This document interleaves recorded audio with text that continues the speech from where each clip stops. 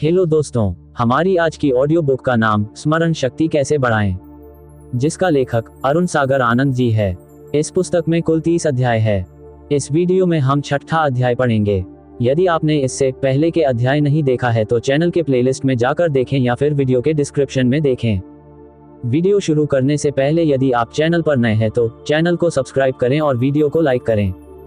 चलिए शुरू करते हैं। अध्याय 6, छठा दिन, एकाग्रता शक्ति कैसे बढ़ाएं। प्रत्येक कार्य पर विजय प्राप्त करने के लिए एकाग्रता आवश्यक है। यदि चित्त एकाग्र होगा तो फिर सामर्थ्य की कभी कमी नहीं पड़ेगी। 60 वर्ष के बूढ़े होने पर भी आप में किसी नौजवान का उत्साह और सामर्थ्य दिखाई पड़ेगा। सफल और असफल होने वालों के बीच केवल यह अंतर होता है कि एक केवल शारीरिक परिश्रम करता है और दूसरा उस कार्य को बुद्धि और ध्यान एकाग्र करके करता है। प्रिय पाठकों, अच्छी याददाश्त के लिए एकाग्रता कंसंट्रेशन बेहद जरूरी है। आज हम एकाग्रता तथा इसे बढ़ाने वाली कुछ विधियों पर चर्चा करेंगे। एकाग्रता का अर्थ है अपनी संपूर्ण शारीरिक और मानसिक शक्तियों को अपने लक्ष्य पर केंद्रित कर देना। जीवन के किसी भी क्षेत्र में एकाग्रता के बिना सफलता पाना बेहद मुश्किल है। जब तक हम अपने लक्ष्य पर केंद्रित नहीं होंगे तब तक अपनी शक्तियों का सही उपयोग भी नहीं कर सकेंगे और आधी अधूरी शक्ति से किसी भी कार्य को पूरा करना संभव नहीं हो सकेगा। अतः सफलता पाने के लिए एकाग्रता का अभ्यास करना आवश्यक है। पृष्ठ 40। वास्तव में सारी बुद्धिमानी एकाग्रता पर ही निर्भर होती है। जीनियस बनना है तो एकाग्रता को जीवन में ढालना ही होगा। एकाग्रता में बहुत सी बाधाएं आती हैं। पढ़ने के समय आपका ध्यान इधर उधर भटकने लगता है, मगर जब आप अपने पसंदीदा हीरो की मूवी देखते हैं, वीडियो गेम खेलते हैं, पसंदीदा किताब पढ़ते हैं, उस वक्त आपकी एकाग्रता भंग नहीं होती। आखिर ऐसा क्यों होता है? इसका सीधा सा उत्तर है क्योंकि हमें उस वक्त ये देखना, करना या पढ़ना अच्छा लगता है। यदि आप पढ़ाई के वक्त एकाग्र नहीं रह पाते, आपका ध्यान इधर उधर भटकता रहता है, इसका मतलब हुआ कि आपको पढ़ना अच्छा नहीं लगता है।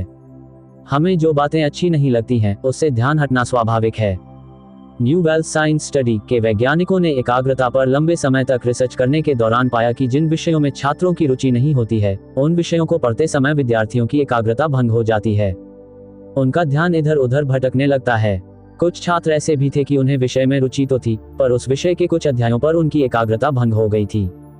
इस विषय पर जब उनसे पूछा गया तो उन्होंने बताया कि अध्याय बोर होने की वजह से ऐसा हुआ था। अध्याय बोर क्यों लग रहा था, इसकी गहराई से जांच की तो पता चला कि विद्यार्थी उस अध्याय को समझ नहीं पा रहे थे। प्रोफेसर के समझाने का तरीका उन्हें समझ में नहीं आ रहा था।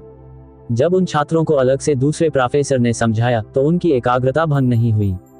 इससे ये निष्कर्ष निकला कि विषय या टॉपिक समझ में न आने की वजह से एकाग्रता भंग होती है। आपको तो पता ही होगा कि जब गुरु द्रोणाचार्य ने अपने सभी शिष्यों से चिड़िया की आंख पर निशाना लगाने को कहा था, तब उन्होंने अर्जुन से पूछा। पृष्ठ 41 था कि उसे क्या दिख रहा है। तब अर्जुन ने कहा था कि उसे सिर्फ चिड़िया की बाईं आंख दिखाई दे रही है। और फिर जब अर्जुन ने बाण चलाया तो बाण चिड़िया की बाईं आंख पर ही जाकर लगा। इसी एकाग्रता को भेदने की कला ने अर्जुन को सर्वश्रेष्ठ धनुर्धर बनाया था। अर्जुन के इस गुण की प्रेरणा लेकर युगों युगों से अनेक युवा स्वयं को एकाग्र कर बुलंदी हासिल कर चुके हैं। अब सवाल यह उठता है कि क्या एकाग्रता शक्ति बढ़ाई जा सकती है? इसके जवाब में यही कहूंगा कि एकाग्रता शक्ति न केवल बढ़ाई जा सकती है, बल्कि उसमें महारत भी हासिल की जा सकती है। आप कहेंगे कैसे? आपकी इस बात का जवाब मैं एक उदाहरण से देता हूँ। आपने देखा ही होगा कि जब हम किसी कागज को सूरज की किरणों के नीचे घंटों तक रखें तो भी उस पर कोई असर नहीं पड़ेगा, लेकिन जब हम लेंस के द्वारा सूरज की किरणों को एकाग्र करके यानी इकट्ठा करके एक बिंदु बनाकर कागज पर डालते हैं तो वह जल उठता है। ऐसा क्यों होता है जबकि सूरज की रोशनी उतनी ही थी? ऐसा इसलिए होता है कि जब हम सूरज की किरणों को लेंस के द्वारा एक बिंदु पर एकत्र करते हैं तो उसकी किरणें एक ही स्थान पर पड़ती हैं, इसलिए वह कागज जलने लगता है। यानी सूरज की बिखरी हुई किरणें जो काम घंटों में नहीं कर पाईं, एक बिंदु पर केंद्रित होकर उन्होंने इस काम को कुछ ही समय में कर दिखाया। ठीक इसी तरह हमारे मस्तिष्क की शक्तियां हैं। यदि वे फैली हुई अवस्था में रहती हैं तो प्रभावशाली नहीं होती, लेकिन जब उन्हें एकाग्र कर दिया जाता है तो हम अपने वे काम बड़ी आसानी से करने लगते हैं जो कभी हमारे लिए मुश्किल हुआ करते थे। अब मैं आपको एकाग्रता शक्ति विकसित करने की कुछ सहज और सरल विधियों के बारे में बताता हूँ, जिन्हें अपनाकर आप अपनी एकाग्रता शक्ति अवश्य बढ़ा सकते हैं। पृष्ठ 42। ध्यान एकाग्र करने की विधि का वर्णन करने से पहले मैं आपको ये सलाह दूंगा कि इस विधि का प्रयोग आप इस अध्याय को पूरा पढ़ने के बाद ही करें। इस विधि के द्वारा हम किसी वस्तु पर अपना ध्यान केंद्रित या स्थिर करते हैं। वस्तु किस प्रकार की हो, इसका चयन आपकी पसंद पर निर्भर करता है। वैसे यौगिक अभ्यासों में आमतौर पर फूल, दीप, मोमबत्ती, मूर्ति, फोटो तथा किसी चित्र का प्रयोग भी किया जा सकता है। वैसे मैं आपको दीप या मोमबत्ती के साथ अभ्यास करने की राय बिल्कुल नहीं दूंगा, क्योंकि अभ्यास के दौरान यदि सावधानी न बरती जाए तो आग लगने का भय रहता है। इसलिए मैं आपको आपकी पसंद का कोई फूल चुनने की राय दूंगा। इस विधि के लिए जो फूल गुलाब, गेंदा, सूरजमुखी आपको पसंद हो, आप उसे चुन सकते हैं। यदि प्राकृतिक फूल उपलब्ध नहीं है तो आप कोई कृत्रिम फूल का भी उपयोग कर सकते हैं। विधि: सबसे पहले फूल को इसके डंठल समेत किसी छोटे पात्र जैसे गिलास, फूलदान या किसी सुराही में रख दें। यहाँ आपको इस बात का खास तौर पर ध्यान रखना होगा कि फूल की स्थिति टेढ़ी न होकर सीधी हो। इस पात्र को आप किसी स्टूल, चौकी या बिना बाहों की कुर्सी पर रख दें। कोशिश करें कि फूल के शीर्ष और आपके नेत्रों की ऊंचाई बराबर हो और फूल आपसे 4 से 5 फुट तक की दूरी पर रखा हो तथा उस पर उचित प्रकाश पड़ रहा हो। अब थोड़ी देर के लिए हम इस विषय से हटकर दृष्टि शक्ति के विषय पर आते हैं, ताकि आपको इस विधि का पूर्ण रूप से ज्ञान हो जाए। योग के अनुसार हमें 2 प्रकार की दृष्टि शक्ति प्राप्त है। पहली आंखों की शक्ति, दूसरी अंतःचक्षु यानी कि तीसरी आंख। योगियों का विश्वास है कि हम सबको अंतःचक्षु, जिसे मैं तीसरी आंख, थर्ड आई कहूंगा, प्राप्त हैं। इसकी स्थिति अग्र ललाट में अर्थात पृष्ठ 43 भौहों के बीच के क्षेत्र में है। अभ्यास द्वारा इसी तीसरी आंख की दृष्टि शक्ति को विकसित किया जाता है। जब अभ्यास द्वारा तीसरी आंख की शक्ति विकसित हो जाती है, तब योगी उन चीजों को भी देखने का दावा करते हैं जिन्हें बाहरी आंखों से देख पाना संभव नहीं है। अब हम विधि सीखते हैं। वास्तव में ध्यान एकाग्र करने की विधि 3 अवस्थाओं में पूरी होती है, जैसे पहली, दूसरी तथा तीसरी अवस्था। पहली अवस्था: पैरों को मोड़कर बैठ जाएं। यदि आप पद्मासन कर सकते हैं तो पद्मासन में बैठ जाएं। यदि आपको पद्मासन के बारे में पता नहीं है तो आप निम्नांकित चित्र का अनुसरण कर सकते हैं। दूसरी अवस्था: जब आप फूल की ओर देख रहे हो या आंखें बंद किए हों, शरीर को सीधा रखते हुए पूरी हवा को नाक के छिद्रों द्वारा धीरे धीरे बाहर निकाल दें। जब सांस का बाहर निकलना बंद हो जाए तो 1 सेकंड के लिए रुक जाएं। उसके बाद दोनों नासिका छिद्रों से धीरे धीरे सांस लेना शुरू करें। जब सांस लेना समाप्त हो जाए, फिर से 1 सेकंड के लिए रुक जाएं और तब पहले की तरह सांस छोड़ना शुरू करें तथा जब ये समाप्त हो जाए फिर रुक जाएं। अभ्यास के पहले दिन सांस लेने तथा सांस छोड़ने की यह क्रिया केवल 5 बार करें। पृष्ठ 44। इस क्रिया को बाद में 1 सप्ताह में 10 बार तक तथा महीने में 15 बार तक बढ़ाएं। 15 बार से अधिक कदापि न करें। यदि एक समय में आप सांस लेने तथा सांस छोड़ने की क्रिया केवल 10 बार कर लेते हैं तो ये पर्याप्त होगा। यहाँ एक बात का खास तौर पर ध्यान रखें कि सांस लेने तथा सांस छोड़ने की इस क्रिया में मुख्य रूप से पेट से संबंधित क्षेत्र प्रभावित होना चाहिए। जब आप सांस छोड़ रहे हों तब पेट की मांसपेशियां सिकुड़नी चाहिए। दूसरे शब्दों में, जब आप सांस छोड़ रहे हों तब आपको अपने पेट को मेरुदंडीय रज्जु, नर्वस सिस्टम की ओर भीतर ले जाना चाहिए। जब आप सांस ले रहे हों तब पेट की मांसपेशियों को फैलना चाहिए। दूसरे शब्दों में, भीतर सांस लेते समय पेट को आगे की ओर आ जाना चाहिए। पेट की मांसपेशियों के सिकुड़ने और फैलने की क्रिया एक लय में होनी चाहिए। जब सांस लेने और छोड़ने की क्रिया चल रही हो तब इसकी लय को विकसित करने का तरीका यह है कि फूल की गंध तथा वायु की शुद्धता की अनुभूति एवं कल्पना की जाए। उदाहरण के तौर पर, जब आप सांस छोड़ रहे हों तब ऐसा महसूस करें कि आपके शरीर से सारी गंदगी बाहर निकल रही है, और जब आप सांस खींच रहे हों तब ऐसा महसूस करें कि स्वच्छ एवं सुगंधित वायु आपके संपूर्ण शरीर में शक्ति का संचार कर रही है, उसे पुष्ट तथा समृद्ध बना रही है। लयबद्ध सांस क्रिया के चक्र को पूरा करने के बाद आप कुछ मिनटों तक आराम करें। जितना समय आप सांस क्रिया में लगाते हैं उसका लगभग चौथा समय आराम का होना चाहिए। उदाहरण के तौर पर, यदि आपने 4 मिनट तक सांस क्रिया की है तो आपके आराम का समय 1 मिनट होना चाहिए। जब आप शरीर की मांसपेशियों को ढीला कर रहे हों तब आप बैठने की स्थिति में रहें, लेटने की कोशिश न करें। यहाँ मैं आपको लयबद्ध सांस क्रिया के बारे में कुछ विशेष बातें और बता देता हूँ। पृष्ठ 45। योग विज्ञान के अनुसार ये लयबद्ध सांस लेने की क्रिया सारे शरीर में सामंजस्य ला देती है। सांस की यह क्रिया जहां एक और स्नायु तंत्र को सक्रिय एवं सशक्त बनाती है, वहीं ये संपूर्ण शारीरिक प्रणाली या तंत्र को सुख पहुंचाती है, यानी कि शांति प्रदान करती है। इस लयबद्ध सांस क्रिया के पूर्ण प्रभाव का अनुभव करने के लिए अभ्यासी को, जैसे कि पहले चर्चा की जा चुकी है, उपयुक्त समय तक अवश्य आराम करना चाहिए। इस आराम के संबंध में स्वामी विवेकानंद ने कहा है कि एक बार जब यह आराम मिलता है तो अत्यधिक थकी हुई स्नायु तंत्रिकाएं शांत हो जाती हैं और आपको महसूस होगा कि मानो आपने ऐसा आराम पहले कभी न किया हो।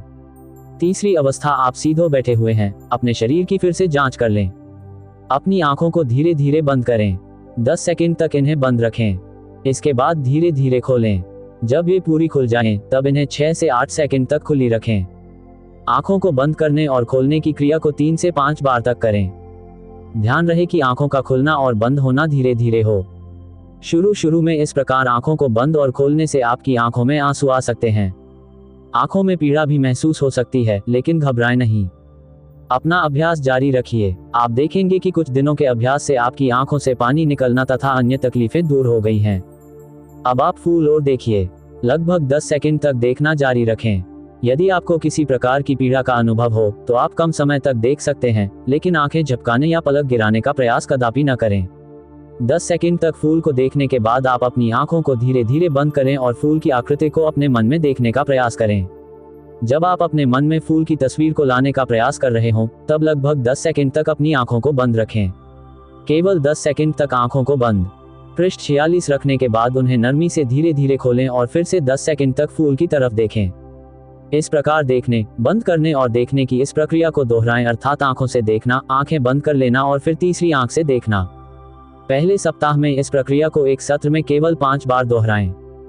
बाद में इसे 10 बार तक विकसित करें। इसके बाद 15 बार तक करें, जो कि इसकी अंतिम सीमा होगी। यहाँ समय या बार का अर्थ चक्र, राउंड से है। 10 बार का अर्थ है 10 चक्र। यदि आप केवल एक सत्र में 10 चक्र का अभ्यास कर लेते हैं तो ये पर्याप्त होगा, किंतु किसी भी स्थिति में एक सत्र में 15 बार से अधिक अभ्यास न करें। जब अभ्यास समाप्त हो जाए तब शरीर को ढीला छोड़ दें और 2 मिनट तक आराम की स्थिति में बैठे रहें। जब आप ये कर लेते हैं तब धारणा या एकाग्र करने का आपका अभ्यास पूरा एवं समाप्त हो जाएगा। सत्र की समाप्ति के बाद आप भोजन करने, सोने या कोई अन्य काम करने के लिए आजाद हैं। सुझाव, आप चाहें तो 1 महीने के अभ्यास के बाद फूलदान में कोई अन्य फूल रख सकते हैं।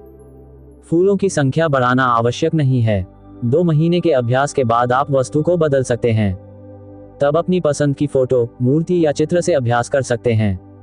यहाँ इस बात का ध्यान रखना आवश्यक है कि जिस वस्तु का आप चुनाव करें वह मध्यम आकार, चमकीले रंग की, सुखकर तथा आनंददायक हो, रोमांच पैदा करने वाली न हो। अभ्यास में लगाया जाने वाला कुल समय 20 मिनट से अधिक नहीं होना चाहिए। इसी में सांस क्रिया, आराम, अभ्यास और अंतिम विश्राम शामिल हैं। जलते हुए दीपक, मोमबत्ती या किसी अन्य दाहक पदार्थों के द्वारा अभ्यास न करें।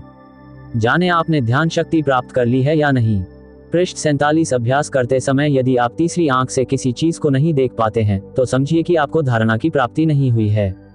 अभ्यास के दौरान जब आप तीसरी आंख से अन्य वस्तुओं को देखने में सफल रहते हैं किंतु अपनी आंखों के समक्ष रखी हुई वस्तु को नहीं देख पाते, तब समझिए कि आप में सुधार हो रहा है, किंतु आपको अब तक धारणा शक्ति की उपलब्धि नहीं हुई है। अभ्यास के दौरान तीसरी आंख से जब आप वास्तविक वस्तु के आकार को 1 सेकंड के लिए भी देख सकते हैं तो समझिए कि आपको धारणा शक्ति की उपलब्धि हो गई है। यदि वस्तु किसी भी रूप या आकार में तीसरी आंख के समक्ष 5 सेकंड तक टिकी रह जाती है, तब समझिए कि आपने अच्छी धारणा शक्ति प्राप्त कर ली है। यदि वस्तु 10 सेकंड तक आपकी तीसरी आंख के समक्ष टिकी रहती है तो समझिए कि आपको अति उच्च स्तरीय धारणा शक्ति उपलब्ध हो गई है। एकाग्रता शक्ति बढ़ाने के लिए कुछ मानसिक व्यायाम। एकाग्रता शक्ति बढ़ाने का अभ्यास आप घर से बाहर, पार्क में, बस में, किसी का इंतजार करते समय या बोरियत से बचने के लिए कहीं भी कर सकते हैं। अगर आप बस में सफर कर रहे हैं तो अगली सीट पर बैठे व्यक्ति की गर्दन को 5 से 10 सेकंड तक बिना पलके झपकाए देखें। ध्यान लगाते समय आपका ध्यान बस के शोर, किसी सुंदर महिला या भीड़। पृष्ठ 48 की तरफ बिल्कुल नहीं जाना चाहिए। यदि आपका ध्यान भटकने लगे तो दिमाग को सख्ती से ध्यान लगाने का निर्देश दें। पार्क में आप यह व्यायाम किसी फूल पर बिना पलक झपकाए कर सकते हैं। बस के इंतजार के दौरान आप यह व्यायाम बस स्टैंड पर बैठकर किसी पोस्टर या साइन बोर्ड को अपना ध्यान या केंद्र मानकर कर सकते हैं। बोरियत से बचने के लिए ध्यान लगाना काफी फायदेमंद होता है। जब भी आप बोरियत महसूस करें, अपने कमरे की किसी भी वस्तु का अपने ध्यान का केंद्र मान लीजिए। ऐसा करने से आपकी बोरियत तो दूर होगी ही, साथ साथ आपकी एकाग्रता शक्ति भी विकसित होगी। एकाग्र बने रहने के लिए कुछ सुझाव। ग्रेटर दैन, किसी भी कार्य को समय से पूरा करें। काम अधूरे रहने पर एकाग्रता भंग हो जाती है, इसलिए किसी भी काम को अधूरा न छोड़ें, उसे पूरा करके ही अगला काम करें। टाइम मैनेजमेंट बेहद जरूरी है। जब आप किसी काम को निर्धारित किए गए समय में पूरा नहीं करते हैं तो यह आपकी एकाग्रता भंग करना शुरू कर देता है। जब हम किसी काम को खास समझकर करते हैं तो वह बड़े ही अच्छे तरीके से पूरा हो जाता है। इसलिए हर काम को खास समझकर पूरा करने की कोशिश करें। उस काम को आप पूरी एकाग्रता के साथ पूरा कर लेंगे। पृष्ठ 49। मस्तिष्क को एकाग्र करने के लिए स्वयं पर कंट्रोल करना जरूरी है। जब आप अपने मस्तिष्क को कंट्रोल करना सीख लेते हैं तो वह स्वतः एकाग्र हो जाता है। ये जानने की कोशिश करें कि आप किस समय को अपना श्रेष्ठ समय मानते हैं, अर्थात कब आपकी कल्पना उड़ान भरती है, आपका ध्यान कब अधिक केंद्रित होता है। सुबह, दोपहर, शाम या फिर रात को अपने शरीर की इस गतिविधि को पहचानें और इसी के अनुरूप कार्य संपन्न करें। जब कभी आपका ध्यान एकाग्र नहीं हो पाता, तब इसे कृत्रिमता प्रदान करें, अर्थात ऐसा दर्शाएं कि आप कार्य पूर्ण ध्यान व लगन से कर रहे हैं। सही समय पर विश्राम करना सीखें, स्वयं से विवेकपूर्ण बातें करें। तारांकन। इसके आगे का अध्याय देखने के लिए चैनल के प्लेलिस्ट में जाकर देखें या फिर वीडियो के डिस्क्रिप्शन में देखें। यदि यह वीडियो आपको पसंद आए तो वीडियो को लाइक करें और चैनल को सब्सक्राइब करें। धन्यवाद।